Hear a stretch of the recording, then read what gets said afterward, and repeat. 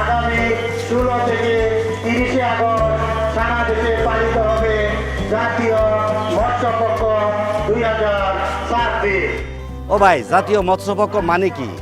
মৎস্য ও প্রাণী সম্পদ মন্ত্রণালয় এবং মৎস্য অধিদপ্তরের উদ্যোগে দেশের মৎস্য সম্পদ সংরক্ষণ, উৎপাদন বৃদ্ধি, নিরাপদ মাছ চাষ এবং মৎস্য চাষীদের সেবার বিষয়ে জনসচেতনতা তৈরির একটি জাতীয় কর্মসূচি। মাননীয় প্রধানমন্ত্রী 16 আগস্ট কটিয়াদি কিশোরগঞ্জে জাতীয় মৎস্যপক্ষ শুভ উদ্বোধন করবেন। এবারে জাতীয় মৎস্যপক্ষের স্লোগান হলো রূপালী মৎস্যে স্বনির্ভর দেশ, সবার আগে বাংলাদেশ। বর্তমান সরকারের উন্নয়নের প্রধান ভিত্তি কৃষি, যেমন কৃষক, জেলে, প্রান্তিক মানুষ, জাল যার জলা তার।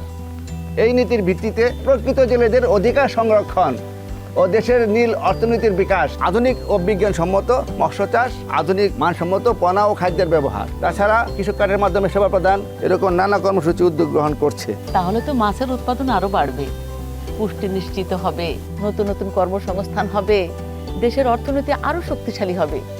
আসুন সবাই জাতীয় মৎস্যপক্ষ 2026 সফল করি। রূপালী মৎস্যে স্বনির্ভর দেশ, সবার আগে বাংলাদেশ।